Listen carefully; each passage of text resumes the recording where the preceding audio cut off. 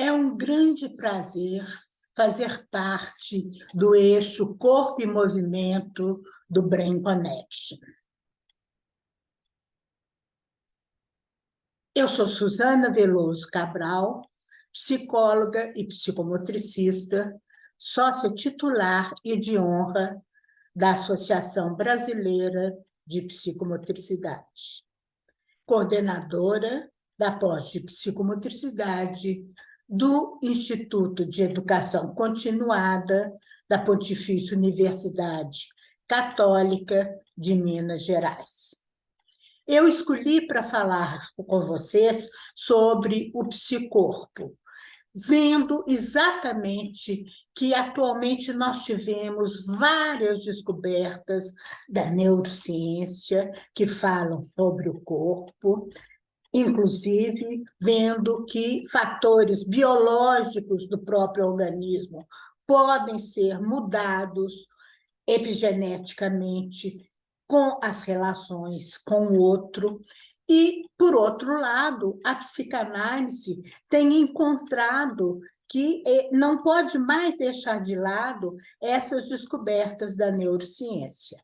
Então, nós vamos compreender que o nosso corpo vai exatamente ter um enfoque tanto da neurociência quanto da psicanálise. A minha escolha é falar sobre o aspecto da psicanálise em relação ao corpo. E minha palestra, então, é sobre o psicorpo. E vou começar com uma citação de Winnicott, de 1999. Diz ele: não é possível ter a certeza de que a psique do bebê irá formar-se de modo satisfatório juntamente com o soma, isto é, com o corpo e seu funcionamento. A existência psicossomática é uma realização. E, embora sua base seja uma tendência hereditária de desenvolvimento, ela não pode tornar-se um fato sem a participação ativa de um ser humano que segure o bebê e cuide dele. Essa teoria de Winnicott é super importante para nós da psicomotricidade, porque ele mostra que para que o bebê se torne um sujeito e que tenha um psicorpo, ele necessita da mãe, da relação mãe-bebê. Uma mãe suficientemente boa que vai ter o holding, que é o segurar o bebê de modo adequado, o handling, que é manejar todo o cuidado com o bebê, e a apresentação de objetos para o filho, que é a introdução dele no mundo, não só no mundo dos objetos, mas também no mundo simbólico, a partir do momento em que a criança é capaz de ter um espaço potencial entre ela e a mãe. Então, nós vamos descobrir que o corpo não é dado ao nascer. Quando se encarna, o ser humano tem um organismo e suas funções, evidente, mas só com a relação com o outro, o infância constitui sua corporeidade e mais tarde se torna sujeito. No início, ocorrem registros e marcas psíquicas, ainda não representacionais, mas que já testam percepções sutis que se incorporam na imagem inconsciente do corpo. São percepções sutis de tato, contato, audição, olfato, visão e, sobretudo, os fonemas da Lalanque, que é a comunicação mãe-bebê. O bebê, nesse início, está na ordem da linguagem, mesmo que ainda não possua linguagem. O psicorpo começa a existir nessa relação mãe-bebê e o funcionamento das funções se torna da ordem psíquica e da ordem da linguagem. Isso, para nós, que temos um enfoque da psicanálise, é super importante. Então, pensando que alguns sujeitos não têm um desenvolvimento de acordo com o ideal, a gente pode ver que há casos de grande sofrimento psíquico. E, nesses casos, diz Roussillon, em 2010, que é outro psicanalista super atual, o sujeito se retira da situação traumática. Isso quer dizer que a situação traumática não foi elaborada nem metabolizada, permanecendo congelada, petrificada, imobilizada, clivada, enterrada e, portanto, não processada. Ele continua. As formas dessas experiências são conservadas e mantidas sob a forma de traços, sensações ou experiências corporais. Então, existe algo que se expressa e que está registrado nesse psicorpo, mesmo antes que haja o nível simbólico, o nível da representação.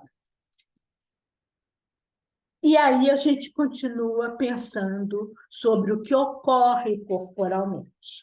A sensório-motricidade articula as experiências subjetivas iniciais e se liga ao processo prazer-desprazer, inscrevendo-se com marcas que não são da ordem da representação significante e da memória, ou seja, não constituem lembranças. Ninguém se lembra dos primeiros atos que teve, por exemplo, no seio da mãe.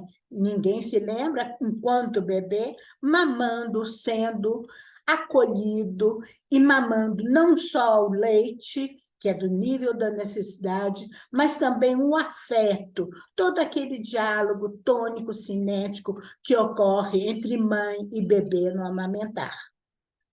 A corporeidade precisa se constituir no desenvolvimento psicomotor.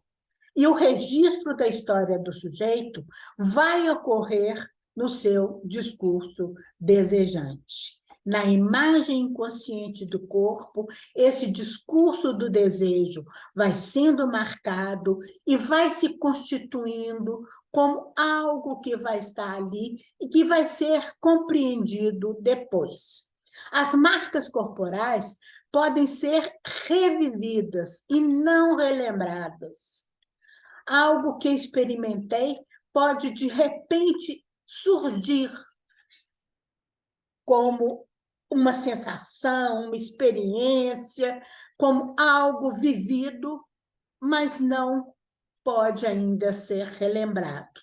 Só no apré-coup, no a posteriori, como dizem os psicanalistas, essas marcas podem se constituir como representações do corpo.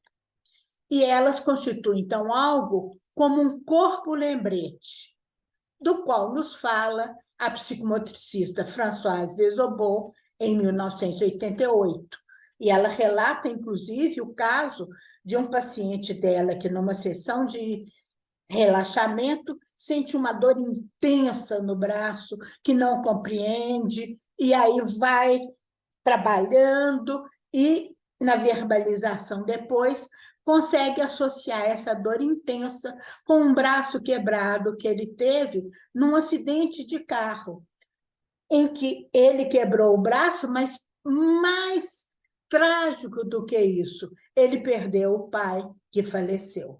Então, assim, aquela dor intensa não era ainda um símbolo, e essa relembrança, essa compreensão do que tinha ocorrido foi no a posteriori que ele conseguiu durante a terapia.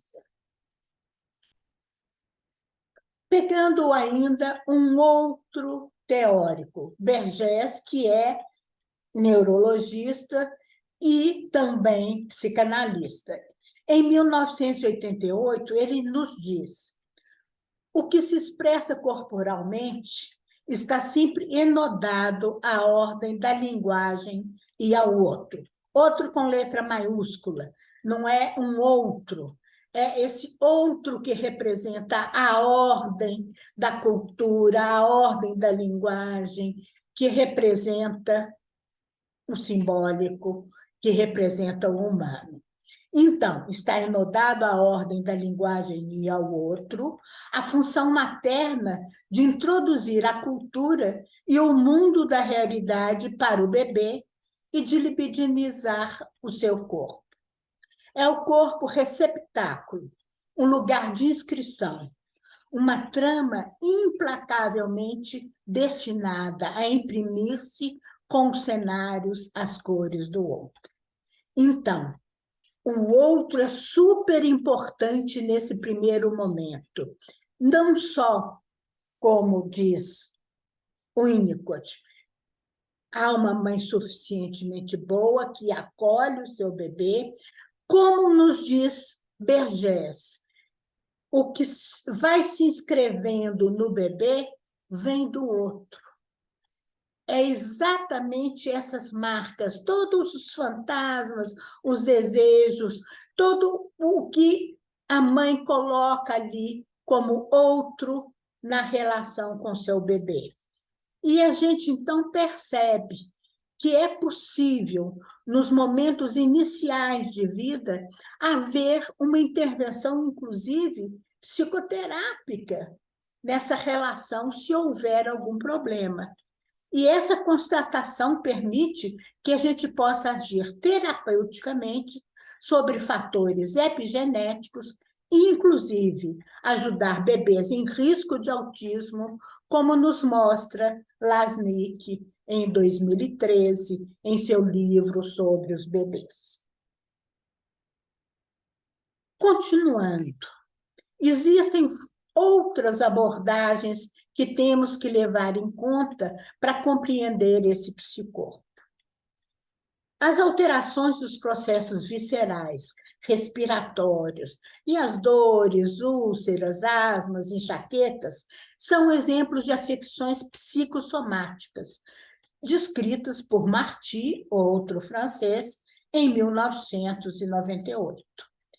A descarga no corpo, visando a redução de tensão que existe nessa forma de adoecimento, demonstra que haveria uma passagem direta da energia psíquica para o corpo, não existindo qualquer trabalho de simbolização.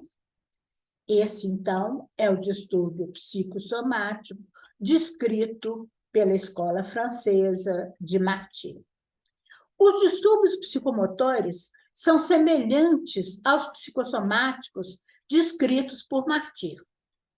As dificuldades de representação simbólica do vivido estão presentes nas instabilidades e inibições psicomotoras. No caso desses distúrbios, o que não é representado escapa e se expressa no excesso ou inibição dos movimentos corporais. Problemas nos processos de adaptação ao tempo e ao espaço e na impersistência ou estereotipia da interação com os outros, com os objetos e com o ambiente, nos diz a psicanalista belga Flagey, em 1980. Por que é importante a gente pensar essa história de que os distúrbios psicomotores não têm uma representação simbólica? Exatamente porque não só nos distúrbios psicomotores, mas em vários sintomas que ocorrem em outras patologias, essa falta de simbolização é algo que necessita de intervenção. De fato, todas as patologias sempre apresentam sintomas dessa ordem, da ordem psicomotora, do corpo, do movimento, da adaptação ao espaço, ao tempo, da organização do esquema corporal. E a ação do psicomotricista é um impulso, é algo que dirige a adaptação e a inclusão dos alunos na escola, porque vai trabalhar exatamente nesse nível pré-simbólico, nesse nível do psicorpo, e vai poder levar o aluno a um nível de simbolização, o tanto que for possível, porque tem patologias, por exemplo, que não vão chegar a um nível de simbolização, mas que vão poder estar, de algum modo, estabilizadas, com mais tranquilidade para a relação com os outros. Não basta incluir o aluno, é necessário poder ajudá-lo a evoluir e conseguir que ele alcance o melhor nível de aprendizado possível. Não estamos aqui negando os entraves orgânicos, não. A gente vai conduzir o aluno até onde ele pode, até onde a dificuldade orgânica dele permita, exatamente porque a gente pode trabalhar com esses aspectos psicocorporais que vão ajudar nas modificações, nas possibilidades de novas relações e de novas ações. Então, as experiências psicocorporais podem ser reativadas e reatualizadas. Elas se apresentam sob uma forma de apresentação à subjetividade, como nós demos o exemplo que Françoise Desobot nos falou do paciente em uma sessão de relaxamento. Elas se mantêm toda a vida e permanecem necessárias à expressividade, mesmo quando a linguagem verbal assumiu o domínio sobre as formas de expressão. A gente tem algo do nosso corpo que está ali, que acompanha a nossa fala. É a nossa melodia corporal, né? Que tem gestos, que tem atitudes, que tem algo do tônus, que são aspectos expressivos dessa linguagem do psicorpo. Diz o Roussillon em 2010, as expressões mimo, gesto, tônico-posturais podem, então, acompanhar as narrativas verbais. Elas dão corpo ou expressividade ali onde o sujeito teme que estas sejam insuficientes, ou que as palavras não consigam transmitir o todo da coisa vivida.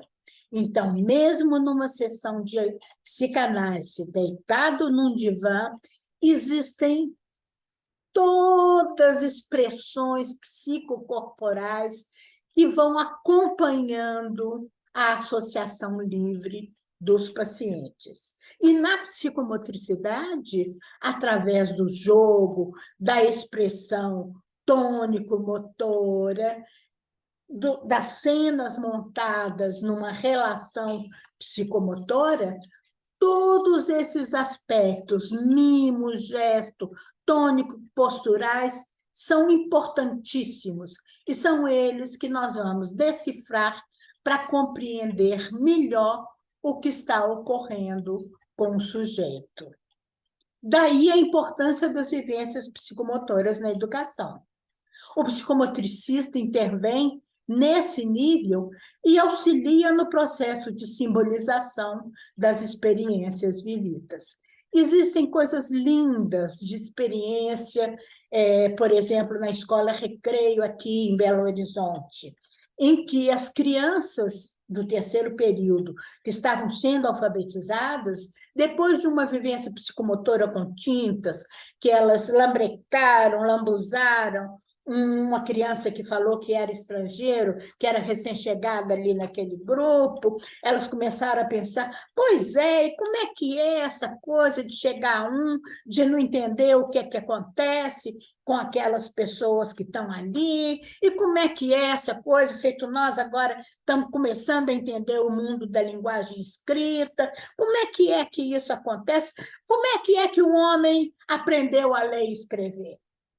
E a escola, que é uma escola construtivista, e essa experiência de muitos anos atrás, de uns 40 anos atrás, para vocês terem ideia, como essa questão da psicomotricidade pode ser pioneira dentro do nível educacional. Então, a escola, que era uma escola de vanguarda, chamou uma professora de História da Arte para dar uma aula para essas crianças de como que tinha surgido a escrita. Desde lá, os desenhos nas cavernas, desde os hieróglifos no Egito, toda a escrita na China, no Japão, e depois toda a questão da representação dos números árabes, por exemplo. Então, foi algo assim que realmente ganhou sentido enquanto sujeitos que estavam no processo de aprendizagem. E é a partir desse processo de simbolização das experiências vividas que a gente pode ter todo um aproveitamento pedagógico e que pode ajudar demais o aluno na inclusão escolar. Então, em psicomotricidade, outro nível de teoria que é importante para a gente pensar. O corpo psicossomático se expressa, sobretudo, por ícones e índices. Isso aí é da semiótica de Peirce. E esses ícones e índices são exatamente essa linguagem psicocorporal, que ainda não é do nível do símbolo. E nós, então, deciframos, a partir dessas expressões mimo, gesto, tônico, posturais, dando ênfase ao diálogo psicomotor nas relações com os objetos, com o espaço, o tempo e os outros, referenciando-se ao eixo corporal e ao esquema corporal. O trabalho educacional com o enquadre psicomotor implica na atitude de espera e de observação. As crianças estão brincando e o educador tem que ser capaz de dar um tempo para que as crianças evoluam em seu jogo e ele possa observar o que está acontecendo para, então, ele poder compreender e poder intervir. Então, o psicomotricista acolhe e busca decodificar as demandas psicocorporais expressivas e ou simbólicas que estão em cena na educação psicomotora. É com essa decodificação, com essa compreensão de algo além daquele jogo manifesto que está ocorrendo ali, que a gente pode criar intervenções e fazer propostas, inclusive para serem depois retomadas pedagogicamente em sala de aula. Depois de compreender as expressões psicocorporais e acolher as vivências que veiculam as demandas carregadas de energia afetiva, é que se pode responder com intervenções. E o psicomotricista, então, intervém corporalmente e também com pontuações verbais do vivido como instrumento de ajuda no processo de evolução e de crescimento pessoal do aluno na inclusão. O intuito do psicomotricista é levar a novas ações e novas relações. Trata-se de ajudar a que hajam mudanças na conduta e na vida dos alunos.